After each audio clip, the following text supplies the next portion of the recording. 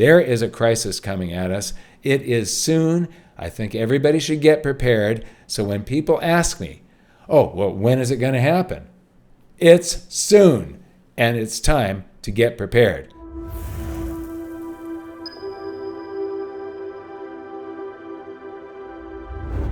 It's 30 seconds to midnight. There is a freight train coming, and we are all strapped to the tracks. I wanted to point out these charts. They're brilliant, by Brett ETH. And he made this one is from 2007.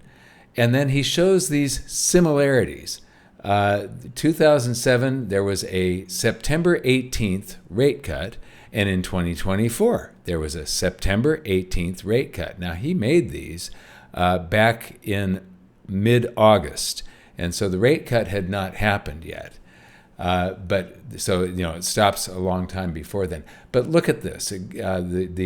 This is the S&P 500. It goes up and there's a big dip.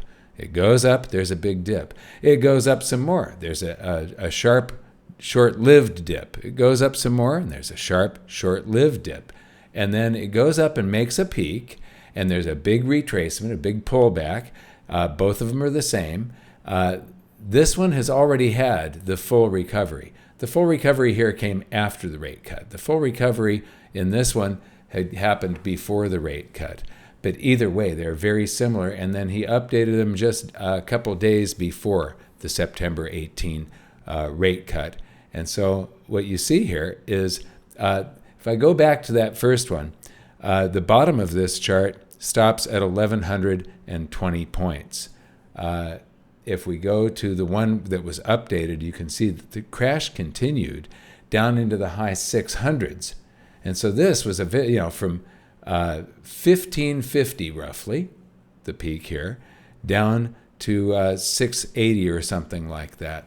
Just an absolutely vicious, brutal crash, the global financial crisis of 2008, and the bottom coming in March of 2009.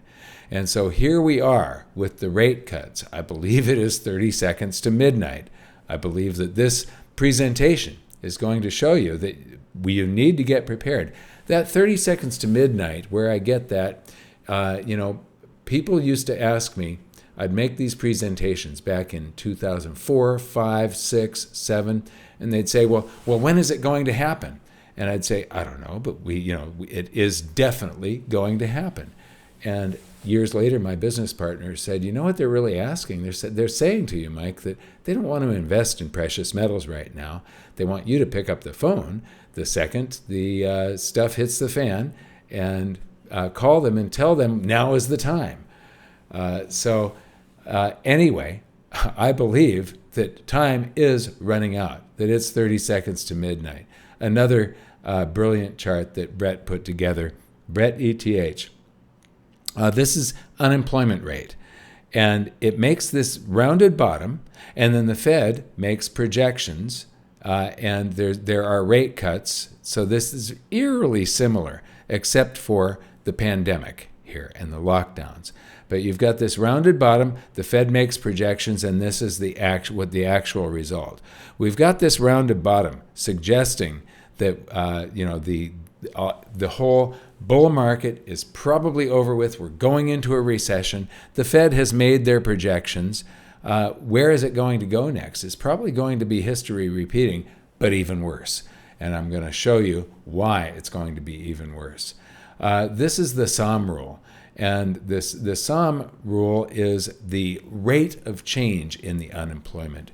It's the 3-month moving average compared to the 3-month moving average a year ago. And so it's basically a rate of change indicator. And when this goes over 0.5%, it has accurately predicted, with no false indicators. It's accurately predicted 9 of the last 9 recessions without fail, back into the 60s. So you've got 1, 2, 3, 4, 5, 6, 7, 8, 9. And here we are, it just triggered again. So we are probably already in a recession, because notice when this triggers, it's already in a recession. Now, recessions are trailing indicators. They're going to go back and calculate this, and in 6 months, we're going to find out, oh yeah, we've been in a recession for the last 9 months. So this is where they get their data from. It's the the Federal Reserve's St. Louis Fred, which is their economic research and data. And this is the description of how they calculate it down here. And like I said, it is a rate of change indicator. But what's another recession indicator? Okay, everybody watches the inversion of bonds, bond yield inversions. And so the one that is watched by the most people is the 10-year Treasury minus the 2-year Treasury interest rates. And the longer-term interest rates should always be paying more than shorter-term interest rates. And when they don't, when the shorter-term interest rates are higher, that's an inversion. And what you see is it becomes inverted, and then it either reverts or uninverts, however you want to phrase that, just before the recession or during the recession, one or the other. But it's pretty darn accurate. There's only one little false flag right there, but otherwise it's very accurate. It predicts the recessions beforehand. Well, it just uninverted with September rate cuts of a half point. It has now uninverted, signaling that we are already in a recession or will be very soon. And another indicator here, that this is the Fed funds rate and the yield on the 2-year Treasury. And what you see here is that the Fed is reactionary. They are not anticipatory. The Fed follows what the bond vigilantes are doing. The bond vigilantes, they call them, the bond investors, they tend to be quite conservative. It is governments and banks, and that's the majority of bond investment, and then people that are very, very conservative investors. And what they see in the future of the economy tends to be much more accurate than what the Fed predicts. And so what you see here is that bond yields go up, and then the Fed follows. And then bond yields start going down, the black line, and the Fed, the red line with the Fed funds rate, follows. And then bond yields, the black line, start going up, and then the Fed follows. And then the bond yields start going down, and the Fed follows. And here, the Fed is actually very, very late. And this is Greenspan, and then he turns it over to Bernanke. And then bond yields start falling, and the Fed is very late there. And then the same thing here. We're very late. The spread is quite large. And then, again, bond yields start falling, and the Fed is late. They're reactionary. But they're doing this. The spread here is pretty big. Now, the spread was bigger back here, but this is still one of the largest spreads in history, prompting the U.S. Senate to write the Federal Reserve System, the Board of Governors. Hi, I just wanted to take a moment and thank you for subscribing and mention that if you'd like to help our channel, please consider my company, GoldSilver.com, the next time you buy precious metals.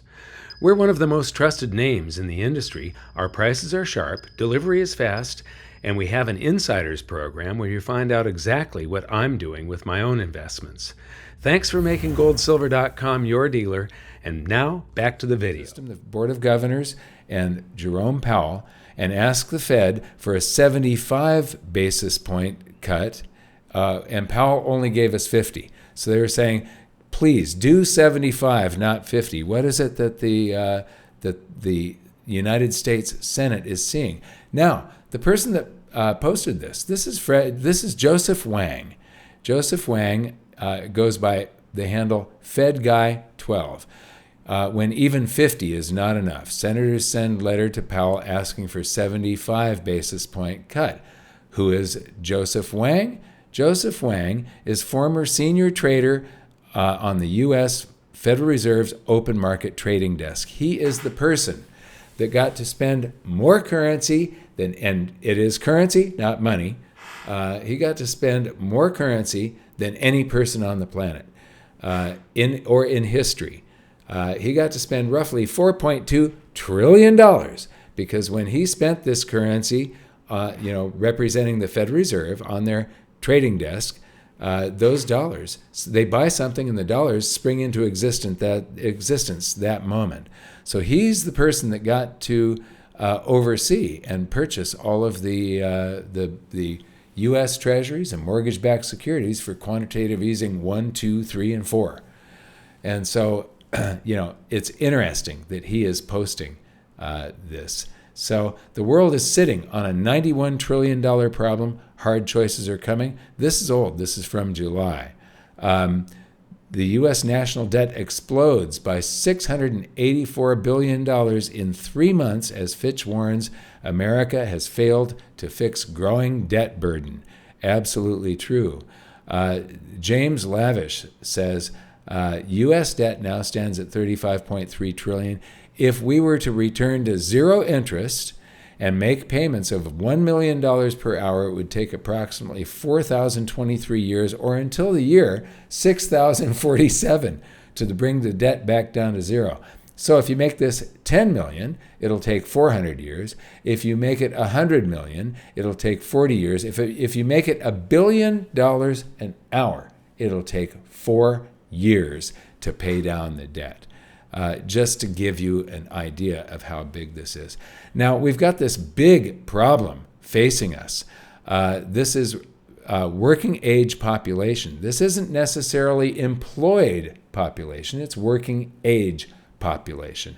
I would like to see this same chart done employed population and then retired workers. And when you take those two and divide them into each other, you come out with about 1 in 8 people was retired back in 1970. And then it plateaued here in the 90s through the early 2000s at about 1 in 6 workers. Well, now it is 1 in 4. The people on the blue line have to take care of the people on the red line. And those people on the red line, since they're not, when I say take care of, I'm talking about Social Security and Medicare. But the people on the red line are also liquidating assets. And so one of the things we see here is the national net savings, and they've got foreign net savings in here, but I'm only interested in the red area right now. So the national net savings, and what you see here is from 1947 until today, this only went negative 3 times. It was the global financial crisis of 2008, during the pandemic, and now net savings is negative, and it has been since Q1 of 23. So this is pretty bad news. This is from Albert Edwards. And then over here from Game of Trades, we've got credit card defaults at record levels. And why are credit card defaults at record levels right now if we aren't like going into or already in a recession? Notice how this goes up leading into a recession. It's rising.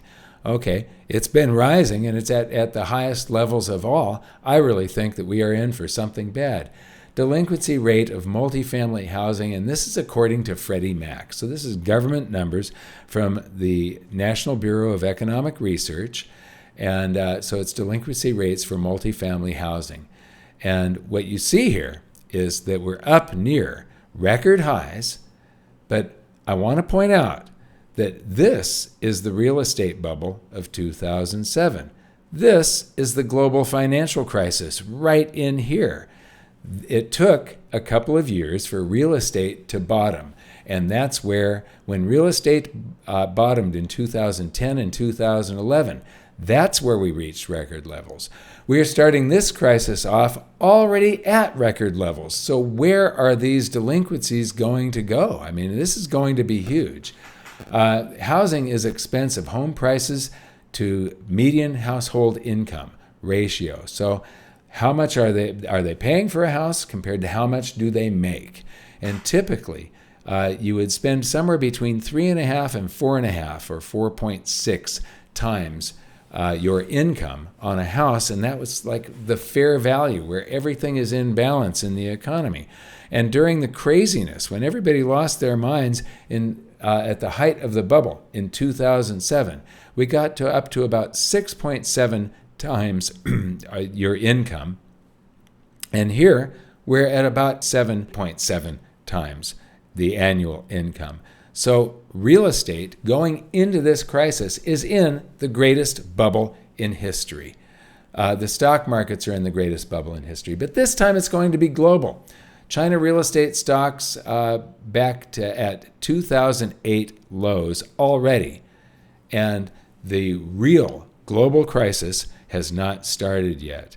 Now this is not from some lunatic conspiracy theorist. This is Forbes.